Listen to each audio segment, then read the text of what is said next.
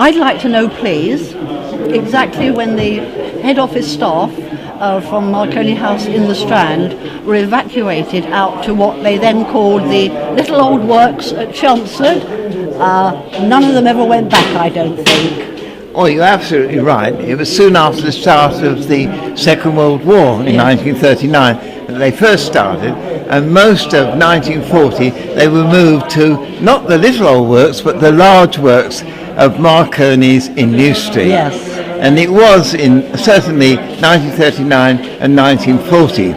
By that time, of course, this place here was closed.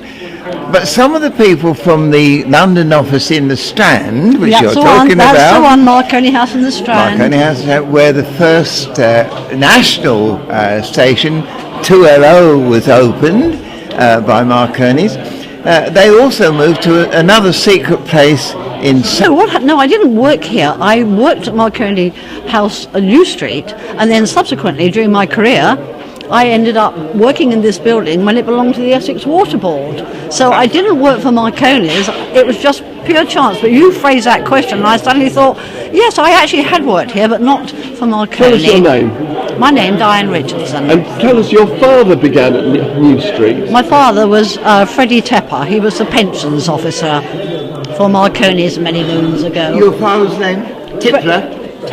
Freddy Tapper. I remember Freddy Tapper. He was the pension officer at New Street, and he's one of the first people I met when I started employment there in 1950. I remember him. Yes?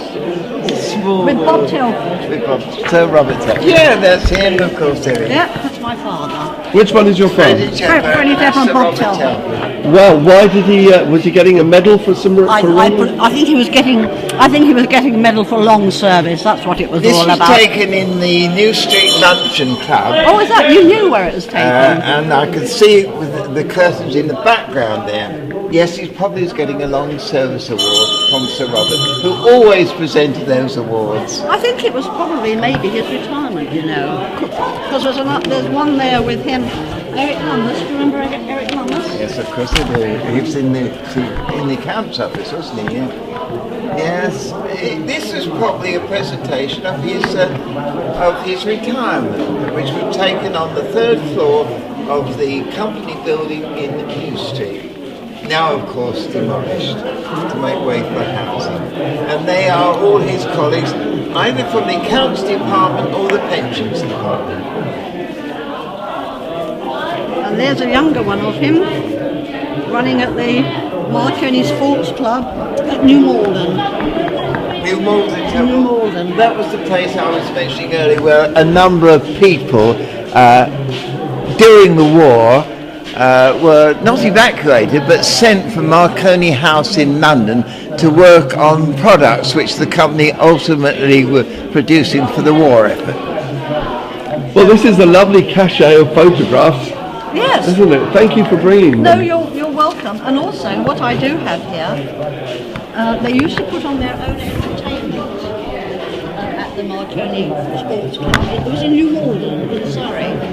And we've had that programme in the family for years. I just to get it out and bring it down and show you. So workers from all the factories would go and perform at New Malden? I don't know.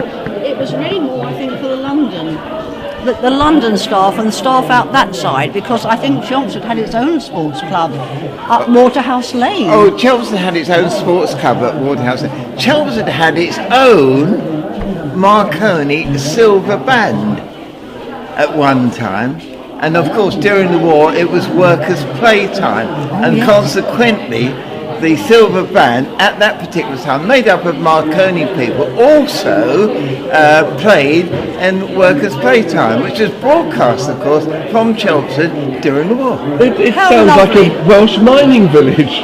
Well, there's a lot of history associated with Marconi, and I very fortunately was able to inherit some of the facets of Marconi, not only through the magazines, which were produced every month, but also me following history as publicity director. Did you ever manage to get whip an instrument away and keep it as a souvenir? Only one?